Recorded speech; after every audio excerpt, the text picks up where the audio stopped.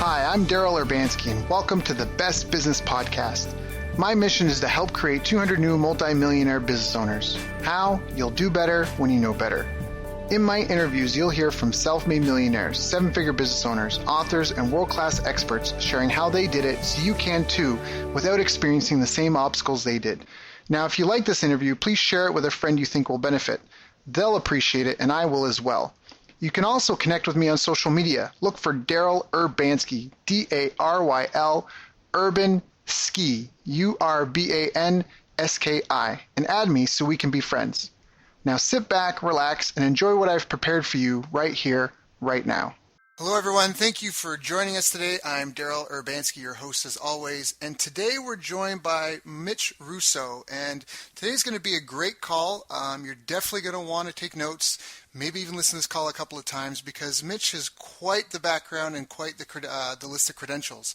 So first of all, he's had a long career in business and success in business, and I'm sure he's got a couple of failures, and we can talk about that in a minute. But he built and sold what was at the time the world's largest time tracking software firm.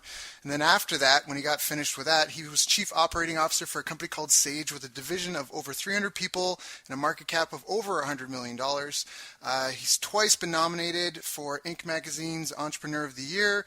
Once he beat 4,000 people to win the title of Best Entrepreneur in '89 by the National Association of Legal Vendors. He worked very closely with Chet Holmes and Tony Robbins as president and CEO of a company called Business Breakthroughs. And Business Breakthroughs, which if you can't tell from the name, basically they provide thousands of businesses a year with coaching, consulting, training services. And he's also releasing a book next year on transitioning a traditional brick and mortar company into a fully virtual organization. And today he's here to help tell us a little bit about himself and his journey and how he can help us achieve our business goals. So Mitch, thank you so much for joining us. It's always a pleasure talking to you. How are you, my friend? I'm great, Daryl. Thank you so much for that very generous introduction. I actually sometimes forget all the stuff on my resume. That's how old I really am. Yeah, well, I think as entrepreneurs, we're always focused on like what's next. What's like, yeah, I did that yesterday, but what did I do today? And Exactly. To be fair, there is something that I did leave out. You're also just an amazing human being. Like we've talked, and just people will tell by the tone of your voice. You're just a really compassionate person, very caring, and you're just really easy to talk to. You're very open with information. There's none of that nonsense that you get with some people. You know what I mean? Like there's none of that pretentiousness or any of that. And that's something I really love about you, because to me, it exemplifies you're a successful businessman. And to me, I say with a lot of friends, I feel like business is somewhat Shakespearean, where people often fall victim to their flaws. So it's, running a business and being involved in a business you have to be into personal development because of that. And I just feel like you seem like a really well-rounded person and you carry yourself so well. And so, that's not in the intro, but that's something I think should be said, because sometimes that stuff can mean more than a track record, I think. Well, thank you, Daryl. That's really sweet of you to say. I very much appreciate your comments. And I think that comes from the way I was raised, of course, but it comes a lot from the mentors that I've had in this life. I mean, the people that you surround yourself are basically who shape you. And I've had some of the most incredible people around me helping to shape me as a human being. And, I can only be grateful now that we're sort of on the cusp of Thanksgiving here. You start to say thanks to to the people in your life and to the universe for bringing them to you. And so that's where I am today. I'm in that place of gratitude, and your comment just reinforced that. So thank you. No, thank you. It's always an honor to talk. So how did you get started in all this? What happened? I mean, the mentors, the people you met, tell us that story. I mean, how did you even get started in business? Well, it's so funny because you never know what life is going to bring you, and your sometimes modest beginnings were really the true beginning of your adulthood and your business career. Mine started as lead guitar player in a rock band, and in high school, I loved playing the guitar, but I had a motive here. My motive was that I was really shy, and I never really was very good with the girls. And I figured that if I played in a band, I could probably get more dates. Very honest. Hey, that's how I got my marketing skills, trying to fill my Friday nights. Exactly. So I mean, look, you got to be motivated by something, right? That's right. So one of the things I did was once, we had a band, we had a practice, of course, but once we were good, we had to book ourselves and we had to get booked. And the only way to do that was to go out there and sell the band. Right. And everybody else was kind of too stoned to do that, so I volunteered. And I went out there and I booked us in some unbelievable venues. Now, remember, I was 16 years old and we played for the National Democratic Committee meeting in New York City as one of our gigs. So we were able to get into some amazing places. And at 16 years old, we were booking in at $500 a night for the band. Now, I don't know in today's dollars what that amounts to, but it's a lot. And so especially when you're 16. Exactly. To play some music? What? I can get paid for this? Exactly. I know. So, I mean, we had some expenses and all, like we had to pay the driver. We're too young to drive, so we had to pay the driver and rent a van. But, what the heck? So the thing is that, and I really did learn a lot in that experience being a rock lead guitar player. But the best part, I think, was that as I grew up and I started to really get the feel for what it is like to be an entrepreneur, I decided early on that I wanted to be successful. And it was a decision I made watching my mom, actually, after my dad and her divorced. And she struggled. I mean, we lived a nice lower middle class life growing up in Brooklyn, New York. But after the divorce, she really struggled. And my sister and I made a decision that we were going to do something about that and just never be poor. That was our decision. And the way we went about it was completely different. She became a clerk and judge for the New York State Supreme Court, and I went on to start a company. And so we took different paths, but we both knew that we had to be successful. That was in our DNA at that point.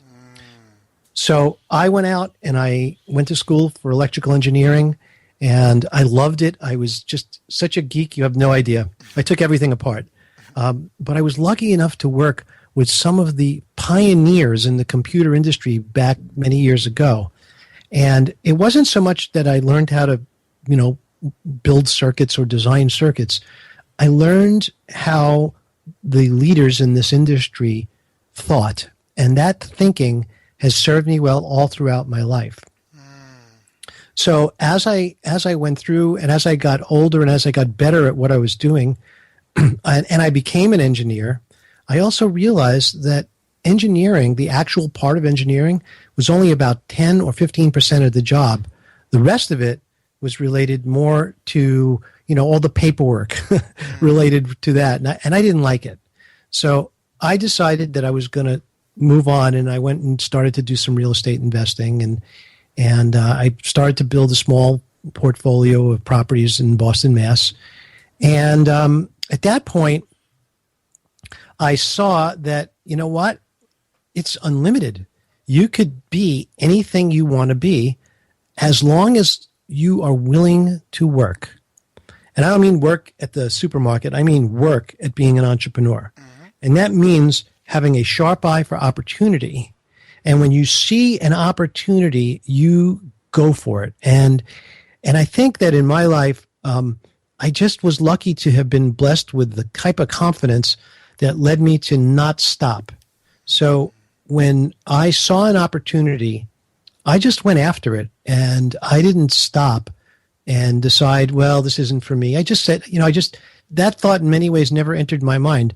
Later I started a software company, and let me tell you, there was a lot of people starting software companies back then, but I didn't care. I had an idea that I believed in, and I was going to run with it. And my partner and I, we basically put $5,000 in the bank, and we ran with it, and we ran hard. And we had no investors. We had no one paying our salaries. In fact, we had no salaries for years. But we believed in what we were doing. We believed in our product. We believed in our marketplace, and we believed in ourselves. And I think that is probably more than anything one of the things that got me through all of this. I'm sure you've had moments like that too. You just got to believe in yourself. I agree wholeheartedly because Well, if even the belief in yourself, like if you get overwhelmed that what the trouble you're facing now, like if you get too into the rug, then you're lost, right? You have to keep that bigger picture, and it really helps, like you said, to have mentors and other people or some motivating factor to keep you moving forward. Whether it's understanding someone else's story and recognizing that compared to them, you've got nothing to complain about, or whether you've got a history or a background, something that drives and motivates you. I was just reading. Last night, the Success System That Never Fails by William Clement Stone, and there's a wonderful quote in there saying that it was inspired dissatisfaction is what gets us to accomplish things. What was it? I think I can just grab it. Hold on a second. The road to success starts when you are inspired to make effort. Inspiration starts when you are motivated to dissatisfaction with things the way they are. Therefore, inspirational dissatisfaction is the strongest single force in your success. To be dissatisfied, you must want something, like what you were saying, you wanted to never be poor, right? And if you want something bad enough, you'll do something, you'll try to get it. And it just it went on. I'm going to read all of it, but it's that inspired dissatisfaction. If you're just slightly content, then it's fine. But if you have people that, why can't I be as successful as them? Or again, something that you're trying to stay away from. I think you're right. You just have to persevere and go through that. And too often people, they just give up, too easily. That's right. That's right. You know who Gary Vaynerchuk is, right? Yes. So I love what Gary says. Gary says that we all have the capacity to work a second full-time job. He says, all you got to do is work half a day. All you got to do is work half a day on your business, and you can spend the other half a day going to work while you're building your business. So I thought about that, and I said, well, what does he mean? And he continued to speak, and he said, half a day, 12 hours.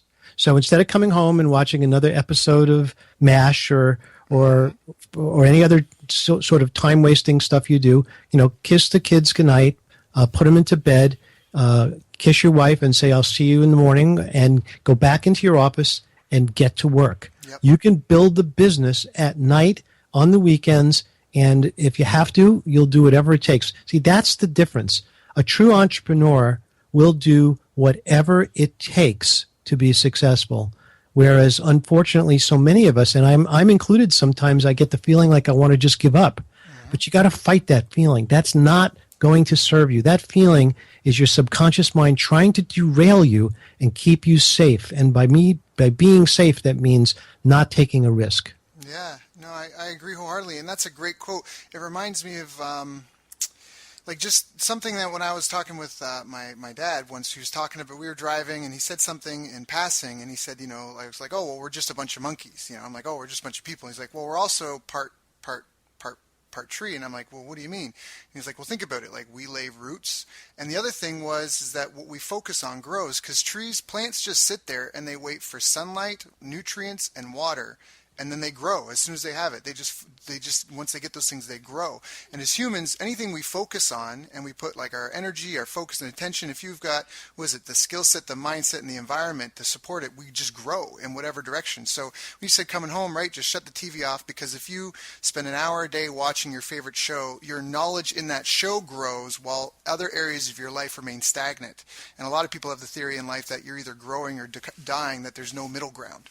Right? That there's no real stagnation. The sun never really hangs out anywhere in the sky. It's constantly moving. Right. And so I think that's a great quote. There's no reason why you can't. There's so many hours in the day, and the failure to say that you have time just means that it's just not a priority, or you don't have control of your time in your life. That's right. That's right. So it's a matter of deciding that you're not going to be comfortable. Comfort is the enemy of success. Yeah, nothing feels like success. So, Mitch, what were some of the greatest challenges in your business career, and how did you overcome them? Well, it's funny. We're talking about some of that now, so this will lead into this story. Once I started Timeslips Corporation, we were entering the legal market. And if you've ever known anybody who's marketed into the legal market to attorneys, I hear that it's supposed to be one of the hardest markets of all to crack. Now, I didn't know this, and it's a good thing I didn't. People say that if anyone ever told you how hard it is to start a business, you wouldn't have done it. That's right. So I'm at this point, I had this idea for a time tracking tool on the PC that was based on a little program that used to be called a pop-up, where you'd hit a Alt-Shift type of combination, and a screen would pop up, and you could enter data or do something in that screen. That was called a pop-up. So we built an entire time tracking tool in a pop-up, and we made the prediction, maybe stupidly so because we didn't have any research, but we made the prediction that people would start to use computers more than they are now. And this goes back to 1985. And my prediction was that lawyers would actually move the computer to their desk and want to use their own computer directly instead of having them in the back office, which is what the whole industry has been built on, having them in the back office. So I said, no, they're migrating to the front office, and I want to be the first guy to help attorneys and accountants keep track of their time with a live timer right on their screen. Right. And we priced the program at $99, which was almost making it insanely cheap, and almost took credibility away from it because it was just so cheap. And then the greatest challenge of my career was when the American Business Association tried to discredit our product. And when I called to find out why, they told me because I was not ABA certified. What? Well, at that time, they were certifying our time and billing software. So I asked them, well, what does it take to get certified? And they said, very, very nonchalantly, they said, well, you just pay us $46,000 and we'll certify you. So I was being shaken down by the Chicago Mafia called the ABA. Yeah. And I said, you know something? I'm going to let the market decide. So you could shove that offer right up where you know. Yeah. And at that point, I actually told my clients in a newsletter what was going on. And I said, let's fight the ABA together. Let's spread the word about Timeslips, and let's get this software into the hands of every attorney we can. And let's show the ABA who has the number one product. And 18 months later, after almost being shut down by this negative publicity by a very powerful organization, they invited me to be the keynote speaker at their convention. Really? That's awesome. I know. That's awesome. I've loved that. I've done so much in my life just in spite of others. What do you mean I can't do this? Really? Let me show you. Yeah, exactly. Wow. And I want to go back to one other point early in my life. I told you I was an engineer, and I made a transition to being a field engineer, and then I made a transition to wanting to be a salesman. And so I went over to the head of sales, and I said to the guy, and I had enormous respect for him. He was very wealthy, very successful. And I said, Bill, I want to ask you a question. I'm thinking of moving from engineering to sales. I feel like I'm good with people, and I have an advantage over other salespeople because I really know the products. And he laughed, that condescending laugh. Well, I got to tell you something, Mitch. You're a great marketing field engineer, but great salespeople are born, and it's just not you. And I stood up, and I had 3 words in my mind as I turned around and left that room. And those 3 words were, I'll show you. And it was completely instinctual. I didn't think about it. I didn't know. That was what my mind gave me back. I'll show you. And I had a new motivation at that point.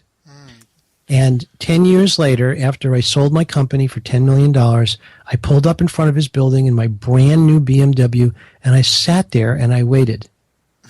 And I waited for him to come out of the building. And this is probably immature and spiteful in some ways. But, I just needed to put some closure on this cycle. I waited for him to come out. And all I did was stand there leaning on my car, smiling, waiting for him to come out. And he came over and gave me a big hug and told me he'd heard all about my success and was very proud of me. So, you know something? Sometimes you take your motivation where it comes. And for me, that day, that moment became, for 10 years, what motivated me to be successful. That's awesome. Yeah, no, that's awesome. And it goes back to that being dissatisfied. You were dissatisfied with his opinion of you. And he was trying to impose a limiting belief on you. And it fueled you to prove them different because exactly that. You didn't want to be the engineer, and you didn't want to have to go back, again to what you felt where you were coming from, poverty. And so, yeah, you fought and you stood up and you rose above it. That is awesome. And sometimes we all want that. I have a mentor, he calls that FU money. And, that's right. And it's a powerful thing. It really is a powerful thing. I know I called a few people up just to not rub it in their face, but just be like, "Hey, man, how you doing? How's it going?" Because just not to be a bad person at all, but again, it's walking into your ideal person. It's trying to see yourself as who you are, and then part of that, unfortunately, is outside, like having other people recognize it as well. Yep, that's true. It's like stepping into your power in a sense. Yep. You know what? We all are in the business of self-debasement to some degree. We all, if anyone ever spoke to us the way we speak to ourselves, we would have them arrested. Yep. And it's that self-talk that we have to be so careful of, because that's the stuff that really knocks entrepreneurs down. And you got to listen for it, and you got to respond to it when you hear it, and you got to put an end to it because it's not serving you. And the only thing that really serves you is your belief and your determination to be successful. No one can take that away from you. And by the way, people will try. Yeah. It was shocking for me in my career, just people that I would have never expected. Just money does weird things to people. And even people I would have never, ever in my life have had any concern about. You just never know. But that's part of it, I think, and it's part of the journey as well, right? Because really, at the end of the day, what is it? There was an article in a Canadian magazine, Maclean's, that they did some study, and it was like money does make you happier up to about $150,000 a year, and after that, it's kind of diminishing return on investment. I don't know if you can speak to that. Now, don't get me wrong, I wouldn't complain about having multiple millions in the bank account, but at some point, it's more about the journey. It's more about a contribution to the world, about creating a legacy, about seeing what you're capable of, about helping others, about just giving this life all you've got. What do you think about that? Well, honestly, it is a measuring stick, money, and it is something that without the desire to Right. pursue it, you're not gonna want it. Yep. So I'm not sure if I would say that, there's a certain amount of money. See, I remember, and I'll tell you a funny story about that. I remember just after I sold my company, I was invited to a party at my new boss's house. And he had a beautiful, beautiful $8 million mansion in Dallas. And I'm standing around with my then pregnant wife, and we're chatting among the guests. And we just happened to be standing by this group of people, and they invite us into the conversation, and they're trying to decide whether to get the G4 or the G5 Gulfstream, because after all, there is a difference. I don't exactly remember what they are, but and all of a sudden I felt so poor. Yeah, no kidding. They're now talking about their ski house in Aspen, and they're talking about their yacht and their big motorhome in the garage, and I'm thinking to myself, boy, I guess there's more to go, Yep. But No, you bring up a good point, and it's what you said at the beginning, that about who you surround yourself with. They set your benchmarks. Yep, exactly. So do you have any advice for anyone who's maybe listening to this and they're just like, what, 6 figures a year? What, millions of dollars? Like, that just seems so far for them. If they're struggling or starting out, or they've already got an existing business but they're just going through a dip right now, what would you recommend to them? Let's address each of those separately, okay? Because I think they're different problems. So if you said to me, Mitch, I got a business that's struggling right now. We're in the middle of some sort of a dip here, and I don't know what to do. So, Darryl, I think you probably know better than anybody. What you got to do is you got to go out and sell. Yep. There's just no excuse. There's nothing else. You can pray to the gods. You can Rain dances. Yep. You could read 17 books, but until you pick up the phone and start making phone calls, it's not going to make a hoot of a difference. So if you are sitting there and you're in a slump and you're listening to this, then just press the stop button on your iPhone and instead start calling clients. Yep. And even if it's clients that let's say you you are in a one-time sale type of a business. Maybe you sell swimming pools. You're certainly not going to sell a second swimming pool, right? So what you do is you call them and say things like, how's that swimming pool working out for you? Oh, great. We love it. The family loves it. Great. I was thinking of stopping by the neighborhood and wondered if you could recommend that I drop into some of your neighbors. Can you give me their names? And maybe if you could call in advance and tell them how much you like the pool, I'd really appreciate that. So what I'm really saying here is go get some testimonials from happy clients if you don't think that they'd buy from you again. That's the best thing of all. And by the way, if they're going to do that, say, would you mind if I swing by and just pull out my iPhone and record that as a short video? Because every time somebody is willing to say something nice about you, if you could figure out a way to get a video or an audio of it, the printed word is great, but I could make up testimonials. I wouldn't, of course, but I could. Anybody could. But it's hard to make up a video and audio, and that's why it has more credibility. And that's really what this is about. So if you're in a slump, go sell. That's the bottom line. If you are about to start something new, then I want you to think about where you're at as a gift. You have the gift, excuse me, of the beginner's mindset. And I want to make a point here, and this is important. No true innovation ever came from inside an industry. It always comes from the outside of an industry. And what I mean by that is we completely upset the entire time and billing market, but yet we weren't lawyers. We weren't even software developers. We weren't anywhere near accountants or knew or understood accounting software. Yet we became the number one product in that business because we were able to look at it with fresh eyes. And that beginner's mindset is a gift that you only have for a short period of time. And you better use it, and you better use it quick. Because unfortunately, you'll be assimilated. You'll be the Borg. You'll be assimilated very quickly here because all of a sudden you'll be in the industry and then you'll start agreeing with everybody else. So before you begin agreeing, have that beginner's mindset, really strike out and understand what your true gifts are here. That's part of it. That is great wisdom. And I know you said you wanted to kind of segment out the people starting out, but I think even if you have an existing business, I know that once you're in your business for a certain period of time, it's really hard to imagine what it would be to be like a customer who's never met you, doesn't know you, that just experiences or walks into your store or your place of business for the first time. I know someone that's what they do as a consultant. That's literally what they do is they work with spas mostly, and they literally just take the owner with them, and they basically like secret shop but with the owner. Do you know what I mean? To like walk them through it. And so I think what you said, I think that's just such great wisdom, whether you're starting out or even if you've already been in a business. Again, another friend of mine, Richard Tripp, his company, what they do is they basically try to find the 80-20 of your customer base, because so many businesses, they got, all right, you're engaged in business, you've got hundreds of customers, maybe even thousands, but who are the most valuable customers and how can you optimize to them? So I think what you said is just really, really wise, because once you're in something too long, you're too close to it. So people who are new to it, they actually have an advantage because they can take a look at it from an objective point of view, and they can look at other industries and just see what's wrong with it. And oftentimes figuring out what the negative reviews are is a great place to start when you're doing your competitive research. I know people that are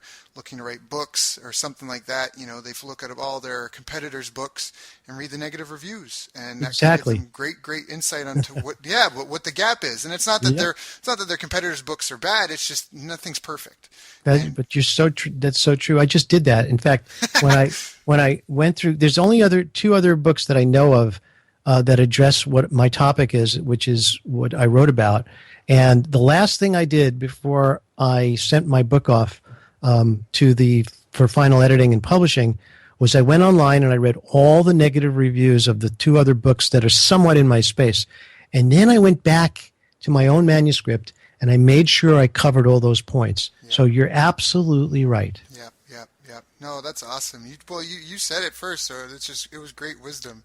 Are there any books that you recommend? I mean, you've worked with some powerful people, so what are your top kind of couple of books that you would recommend to someone that's, again, trying to make their way and make multi-millions in business? Okay, I'm going to recommend a book that no one's ever heard of and that recently has made a very big impression on me. I'm going to recommend two books. Sure. The first book is called You Too Can Be Prosperous by Robert Russell.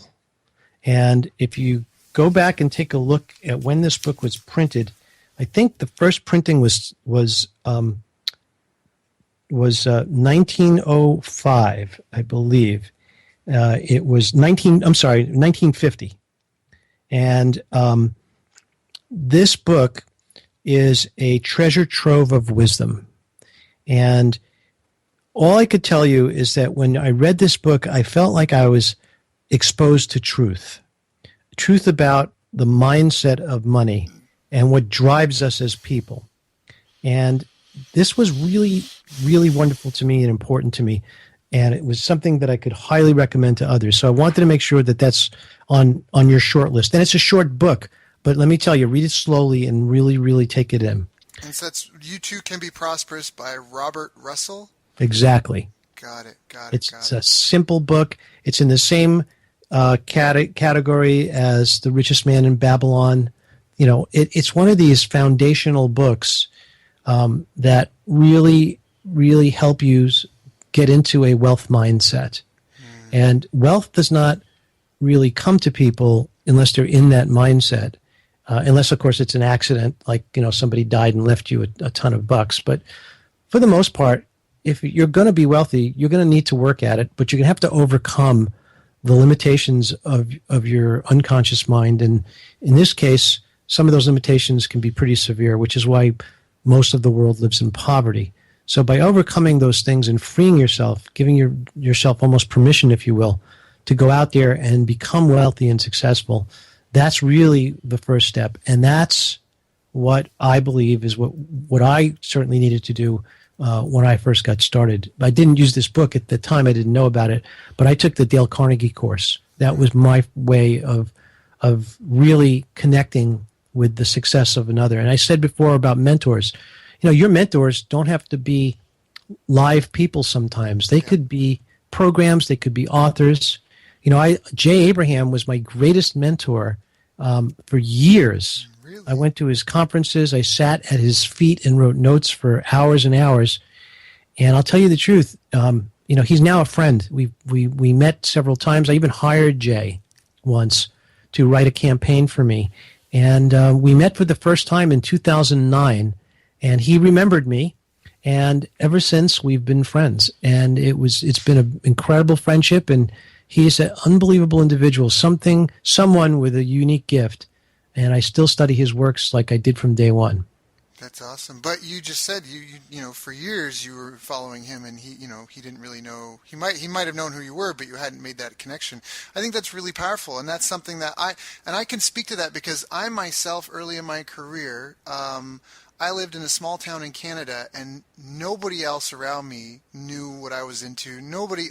Canada is not as entrepreneurial as the States by any means. In the town I lived in, it used to be the capital of Canada. It also used to be the penitentiary capital of Canada, and there's 2 universities and a college in that town. So it's an institutional town. Everyone goes there to get a job and work for the government or, some large institution. So I was so isolated in that I literally just would be plugged into podcasts like this, my nose in books. And technology was my best friend because over Facebook I would seek out people like you, and I would just befriend you and ask questions and just strike up a conversation and just make friends. And that, just like you said, you don't necessarily need to know the people. You can use you can just imagine what would I do if who's someone I'm trying to think of. Dale Carnegie is a great example. What would he do in this scenario, and just tap into that. And that's something I can speak to that from personal experience that changed my life. If I didn't have 5 people around me, I cut off ties, not in a cruel way, but it was like, nah, it's all right. I don't really feel like getting drunk Friday night. I got other things to do, and instead I would be, just plugged in and hammering away. And it's just really reaffirming to hear you say that because obviously with your credentials, which you've accomplished, success leaves clues for a lot of people. They've heard it, but you just got to hear it again and again to really get it drilled through your skull, right? So True. And the other point I wanted to make is that when I started my software company in 1985, I didn't know anything about the software business. But there was another software company that was right down the street from us, about 20 miles away, called Lotus Development Corporation. and they were the inventors of the spreadsheet, Lotus 123. So I picked up the phone and I called the front desk and I said, "Can I please speak to the vice president of marketing?" And they said, "Who's calling?" And I said, "Mitch Russo. That's who's calling." And she, for some reason, just decided to connect me. And I got the guy on the phone and I said, "Hey, my name is Mitch and I'm starting a software company. And I frankly don't know much about the software industry at all. Can I buy you lunch and tell you a little bit about what I'm doing and maybe get some advice from you?" Well, this was a guy I would have never had access to, and I probably would have never even figured out how to find him. I didn't even know his name when I called.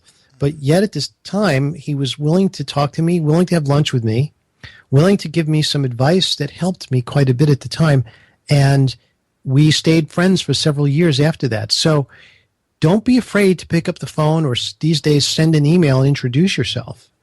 And not a casual email, but a serious email. "Hey, I really would love to get to know you, and maybe if you have a few minutes, I'd love to get your feedback on something I'm working on." And let me tell you, a simple question like that, no matter how important the individual is, could open doors for you. Yeah, no, hands down. And an important note to make on that is be of value in that first attempt and in that relationship. Like, you were going to buy him lunch, and in some ways he must have felt, like everybody wants to be recognized for for who they've done. So he must have made him feel good to be like, because he's working so hard trying to help his company be successful. To have someone just call him out of the blue and be like, "Hey, I really need, I know that you're a great man and you're accomplishing great things. Can I buy you lunch?" That's you're paying him psychic income, and it's not, you weren't paying him physical income, but you're paying him also with the food, and so you're really delivering value to him. And so for the listeners, just because I get this sometimes, people call and like I don't even know who they are, nothing about them, and they're just lots of asking. Do you know what I mean? Like, there's just lots of like want, and I feel for them and I help the people I can. But it's really important that if you want to be well received, especially if someone has a very busy schedule, that you find a way to contribute value and be valuable to that person. I just think that's a really important point to make, because that's, again, more great wisdom. Mitch, what was the second book that you were going to recommend? Okay, well, the second book is a book that I just love to read. I've read it several times, and it's the sort of thing that, we all read a lot of business books, but one of my favorite books in the world is called Atlas Shrugged. Yeah. And, some people say, "Well, I'm not reading a 950-page book." And all I could tell you is that I was so sorry that this book had to end. It was one of the most beautifully written books I've ever read. The lessons in this book they leap off the page. I mean, the life lessons, the business lessons, the spiritual lessons, the lessons about what it takes to be a successful human being, and maybe even more so. I mean, even a superhuman being in some ways. But it's also a love story. And it shows how the tenderness of another human being can have an enormous impact on others. So it's a sort of book that has so many messages that I just felt like reading it once wasn't enough. I know that. Yeah, that's Atlas Shrugged by Ayn Rand. It's on my shelf. I'm like just starting into that. It is a big, long book. I'm going to have to pick that up again. For people listening to this call, just so they know, anytime I'm on an interview with someone and they recommend these books because I'm asking, I actually buy them. Like during the, like I just bought. You too can be prosperous. Atlas Shrugged, I'm looking at it right now. I feel like an idiot that I haven't finished reading it because I've been recommended a few times before. And even if I know you're busy, you know the stuff, there's a great quote by Jim Rohn, the book you don't, or was it? The book you don't own, you can't read, and the book you don't read can't help you. And I mean, I'm looking at Atlas Shrugged right now, and it's $1.66 on Amazon. I mean, just there's no excuse why you aren't building your library and getting these things like right now, unless you're driving, of course. Keep your eyes on the road. But great suggestion. I'm going to go back to that book. It was good. It was just, it's a big book. It is a big book. And in fact, I had it for years before I read it too. But what changed my mind about it was the references to it in 2000 2008 when the stock market crashed. Everyone says, "Oh, it's Atlas Shrugged," and I'm thinking, why are people mentioning this now? So even though I had it on my shelf and hadn't read it, that was the incentive that I used to actually download it on my Kindle. And now I could carry it through an airport without needing a separate bag. It's pretty big. Yeah, but again, I mean, been fortunate enough. I went to a conference once, and I remember there was the guru. They had quotes on the wall, and one was like, "If you want to be broke, hang around 9 broke people." And I was like, "Forget that. I want to be rich. I want to meet 9 millionaires." So I met a goal that I was going to meet 9 millionaires in over the next 12 months, and I met more than that. And this book comes up on a lot of people's lists. So Yep. yeah, and I love the old wisdom is great. Like the "You Too Can Be Prosperous." It's you said 1950. That's a great one. I had someone recommend to me "Every Man a Winner," and that like the copyright on that is like 1906 or something, like 1916, and that was a phenomenal book. And there's just wisdom is wisdom. So That's right. Yeah, that's awesome. Yeah, Do you have totally agree. Do you have any favorite quotes? I've been dropping quotes here. Is there anything that motivates you or inspires you that you like and carry forth? I've had one quote that has inspired me for several years, and I haven't changed it because it means so much to me. And it's by Steve Jobs. And I'll read it to you. "Your time is limited, so don't waste it by living someone else's life. Don't be trapped by dogma, which is living with the results of other people's thinking. Don't let the noise of others' opinions drown out your own inner voice. And most important, have the courage to follow your heart and your intuition. They somehow already know what you truly want to become. Everything else is secondary." That's a great quote. I love Steve Jobs. What a great man. Thank you for sharing that. Thank you.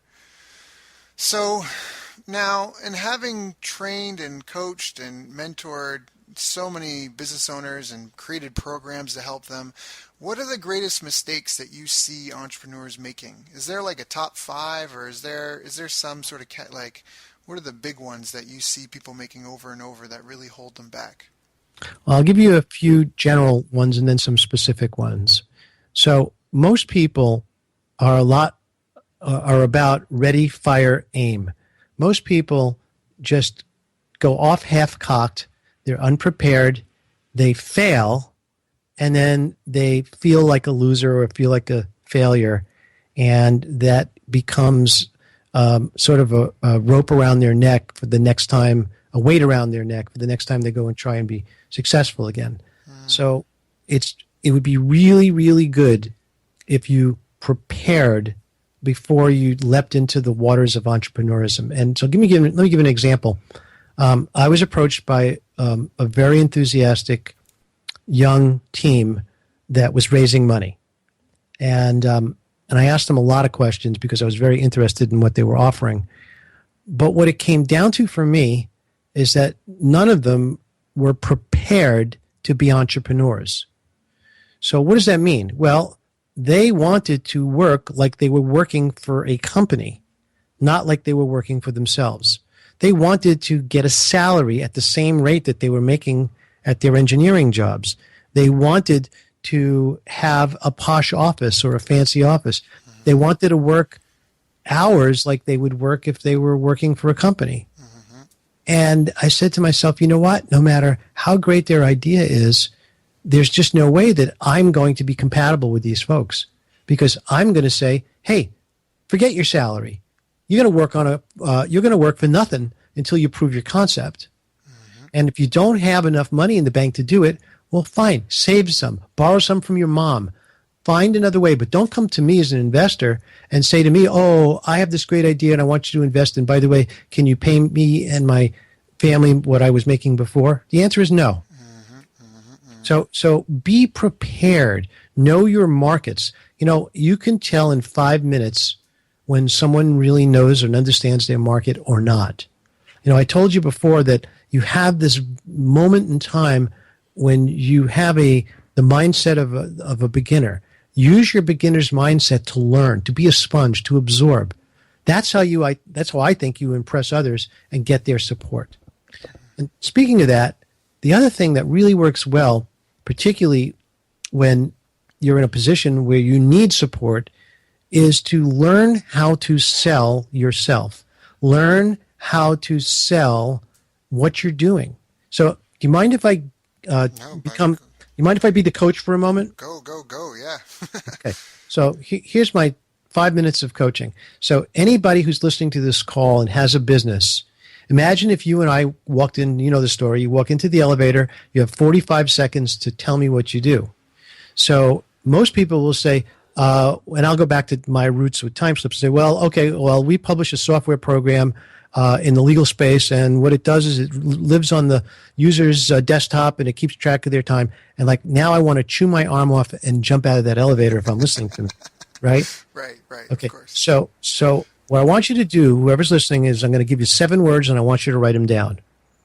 So the first 3 words are, you know how, ... And the next 4 words are, what we do is ... Now, if you practice this, you will never, ever leave anybody bored. In fact, you'll have them asking you if you can help them, if they can get your help. So here's how it works. So if you say to me in the elevator, so Mitch, what do? You say, well, you know how lawyers have a hard time keeping track of what they do? And in fact, most of them really don't know how to do that at all. They'd much rather practice law. Wouldn't you agree? Yeah. Well, what we do is we make that job super easy for business people to keep track of their time, bill their hours, and actually collect more money. Right, that's brilliant. Yep. 45 seconds. Yep. Okay. So the you know how what we do is the best possible way of conveying your message. And if you could, if you're an entrepreneur and you're listening to this and you have a product or you have something you're pitching, if you can incorporate this into your routine, then I guarantee you that people will hear you. What I like so well, that was bad grammar. What I like so much about that was because I'm reading my notes because I was writing mine as you were going through that. Sorry, all right, I'm going to stop looking at my notepad.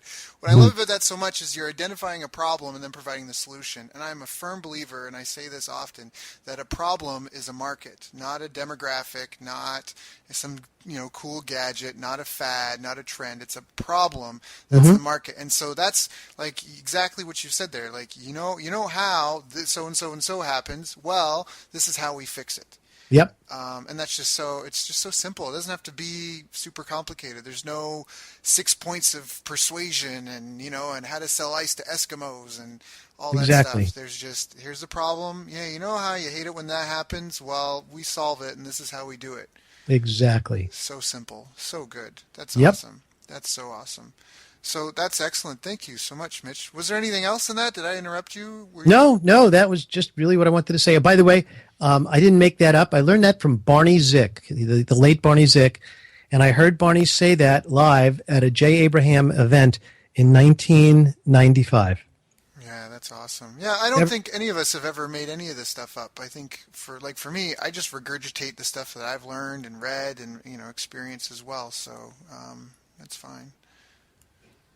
It's pretty much yours now anyways. You've already embodied it with your company and the years you've used it. So. Oh, yeah. And I've taught it to as many people as I can because it's clarity. It just makes things clear.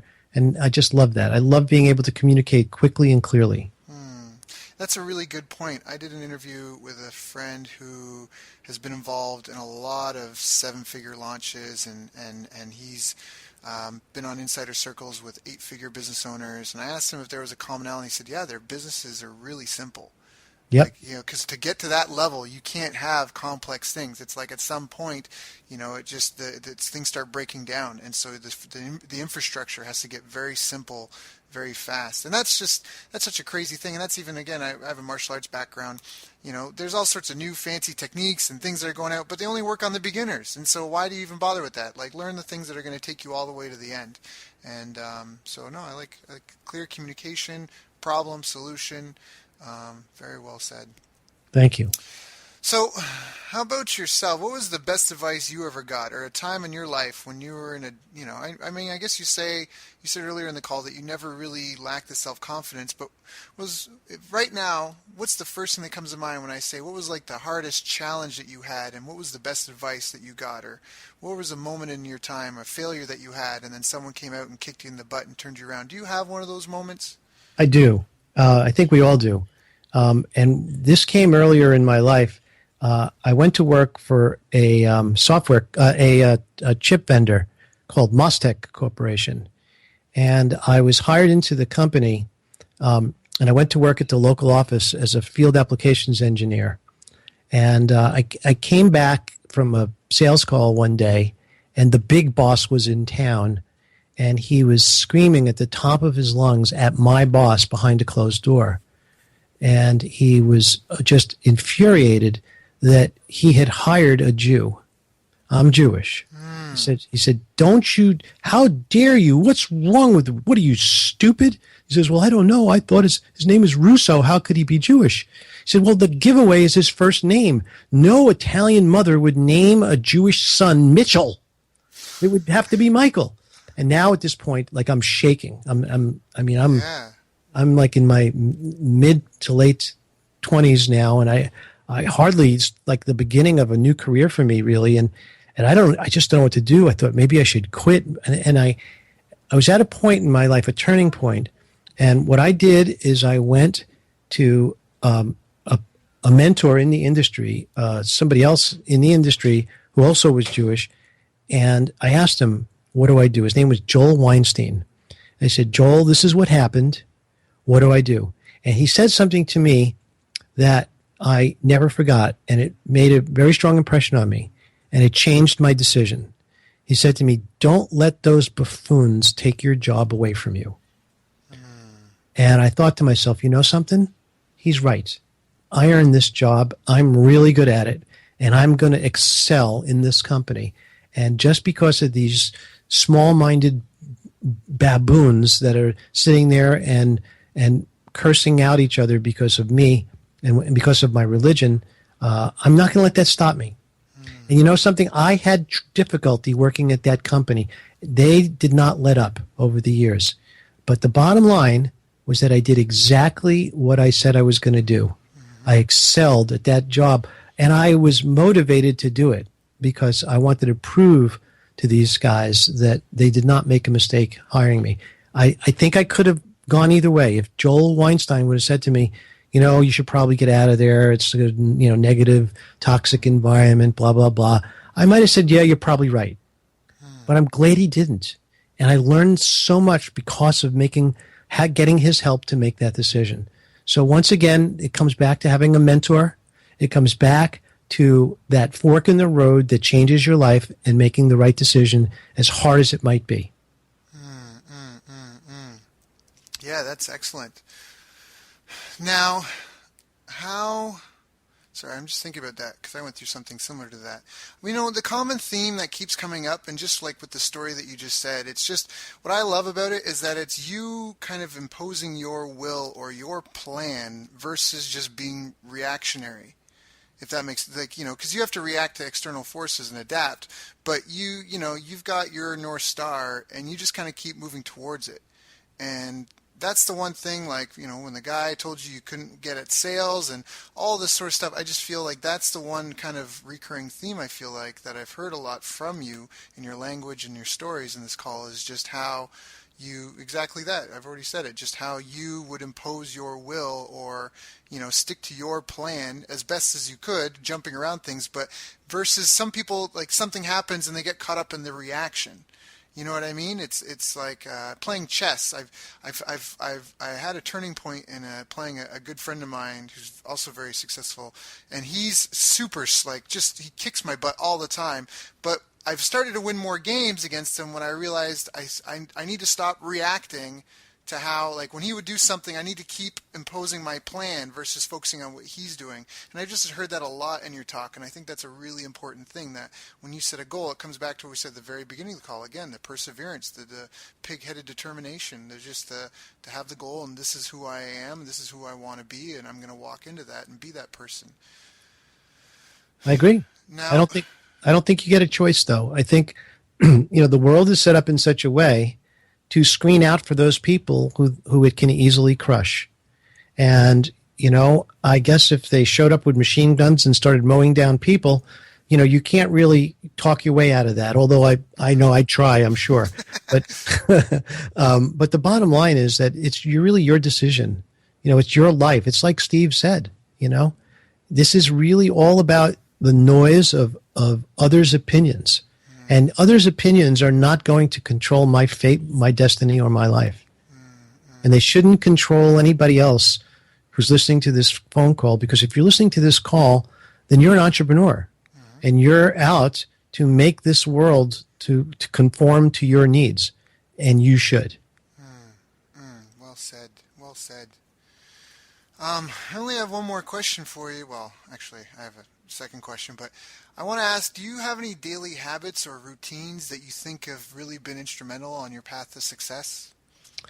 When I was throughout my years of being on the road and selling, I had a trunk full of sales programs, lots and lots of cassette tapes. It was just really learning. And while I didn't know those people, I learned from them. I probably was I probably was getting less gas mileage in my car because I had so many cassette programs in the trunk. But seriously, it became my rolling university. I never listened to the radio. I didn't care about the radio. I love music. I am and was a musician. But ultimately, what I cared most about was learning from others and the way that they solved problems. And then as I grew up, I took that one step further. I decided that it was going to be an important thing for me to get to know as many successful, connected people as possible. And, that's why I'm delighted to have made your acquaintance because of who you are. I want to know you. I want to understand you and what you do because of your success. And I want the same with others as well, because ultimately I can't, I can only be good at, I'm an expert, but I'm an expert at only what I'm an expert at. You're an expert at what you do, and others are at what they do. So the only thing I could do is just get to know as many successful people and connect to them. There's so much wisdom in that. It's just such a wise thing to say, because I think a common mistake that I see a lot of my clients making is they try and do everything themselves. And I just love what you said, is that you need to surround yourself with people who are experts in different things, because you can't do everything. And getting rich is a team sport. It's not a solo thing. It's not something you can do on your own. So, no, that's true. Yeah, and you just, again, it came out of your mouth. I'm just agreeing with you that it's exactly it, and that's why I'm doing these interviews and these calls for the people that are listening, to help connect them and and allow them to be able to reach out and communicate and just have access to people, because that way they can recognize knowledge and skill versus they have some sort of comparison if something to compare against if they're not reaching out to the people that I'm interviewing. So I said I had a second question for you, and that question was: is there anything I haven't asked you that I should have asked you? No, I think you you covered as much as I'm. Again, when people ask me questions, I never know what's going to come out of my mouth, because I don't really think it's me speaking anyway. I think it's really me channeling the wisdom of the universe through myself in a way that is uniquely me. So I never know what I'm going to say, and half the time I don't remember what I said either. So if you said to me, now, can you repeat that? I might say no, because I'm not sure I could. But I would like to tell you what I'm doing now. Do we have an extra minute so I can get into that? Of course. That was, okay. I was going to say that. What are you doing now? What are you excited about? Well, I got to tell you, how, and I'm going to use my 7 words on you. How possibly one of the most unsung heroes of the entrepreneurial world are coaches. Yes. Well, what I am doing now is I am building a program to train coaches to get rich. And to me, coaches are probably, I've depended on coaches most of my life, and I know that so many people benefit from either being a coach or being coached. I feel like it's time that we get coaches into the prosperity zone. And that's what I'm building. I'm building a program that encapsulates all of what I learned building one of the most successful and largest training and sales organizations through coaching in the business community, and that was BBI. And that's basically where I'm coming from with this program. So let me give you a URL to take a look at. Sure. And the program is not ready yet, so please don't buy it, even though the sales page is up. But it's called Coaching System Architect. And the reason I call the company Coaching System Architect is because that's what I am.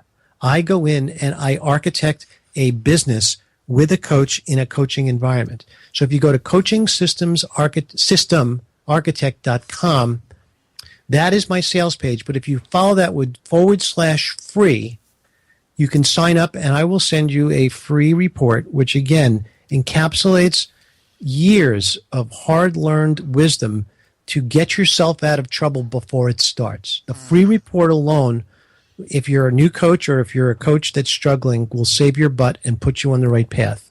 So I highly recommend that. But here's the point. A coach is all about selling their hours for dollars. It's a unfortunate trade because you can only make as many dollars as you have hours to trade. And so what I want to do is I want to show coaches how they could build a sustainable business that multiplies the dollars in their pocket without spending more hours. And that's my goal. That's awesome. That's awesome. And it's such a worthy cause because coaches, everybody does need a coach. I agree wholeheartedly with you on that.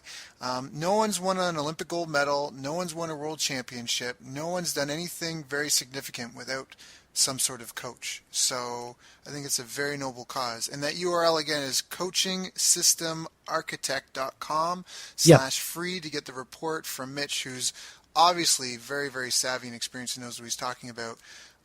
That's awesome. Thank you so much. What's some of the stuff that's in that report? Well, I call the report the 5 critical errors most coaching businesses make. And the reason I can say that with some authority is because I've made all those mistakes.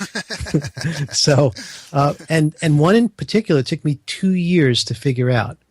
So if I could encapsulate that knowledge and that learning into something and then give it away for free, then I'm thrilled to do it. And of course, in this world, the free report, it's ubiquitous to the internet.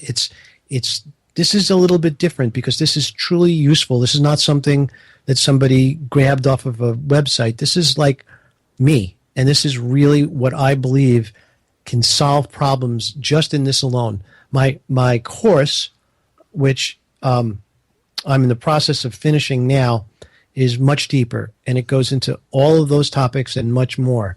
And if you were to take this course and you were not successful, then I would insist that you get a refund because it means you're not set up to be successful in your mindset. Everything in my course is designed to help help a business owner become successful by building a credible, substantial business based on sound techniques that I have myself used over and over again. No, I fully endorse your stuff because, we both come from the avenue that you have to provide value to others in order to, it's about serving people and helping people. And some people, if you put out garbage, then no one's right, then you obviously lose the interest right away. You have to give people really good quality content. And what that does even is it saves your time because the people that are just do-it-yourselfers, the people that have simple problems to solve, they'll get that report, they'll read it, it'll change their life, and then they'll be so happy, they'll recommend it to their friends and move on, right? But the people that do need the deeper hand-holding, that do need the more, that are interested, that it would be to their benefit to be more involved, they'll come to you. So no, I think that's just a great offer of you, and it's obviously again very, very worthwhile. The URL again is coachingsystemarchitect.com/free. Mitch, is there any other way people can get in touch with you if they wanted to reach out? Sure, they can go to my website, mitchrusso.com. That's my personal website.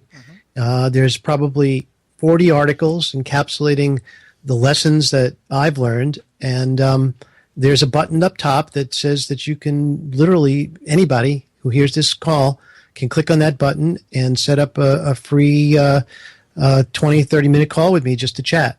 That's So, awesome. That is yeah. awesome. Awesome. All right. Well, those of you listening that are interested, it's Mitch Russo, mitchrusso.com, or go to coachingsystemarchitect.com/free.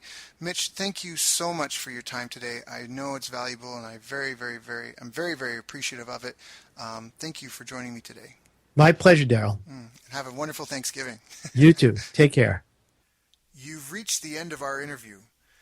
Now, first, let me thank you for listening. I appreciate and respect you more than you'll ever know. And now I'd like to ask you a couple of questions.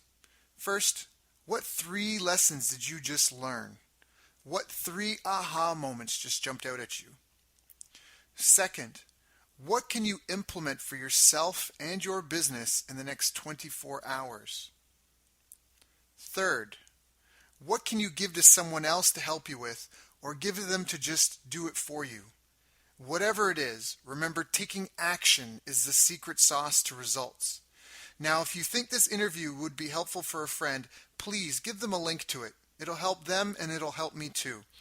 I'd also like to invite you to help me find out more about the challenges you're facing, your dreams, your goals, and how I can help you overcome what's holding you back. We both do better when we know better, and your success is my success. So please reach out and interact. You can visit our website, bestbusinesscoach.ca for Canada or California, where I'm from and where I'm living. You're welcome to also try out one of our paid programs. You can find us on YouTube, Facebook, and pretty much every other social media channel you can think of. You should also subscribe to the podcast, and if you're enjoying them, please leave us a nice review. It really helps. That's all for now. Once again, thank you. Take care of yourself, and remember, the world needs the best business you can build. And I believe in you.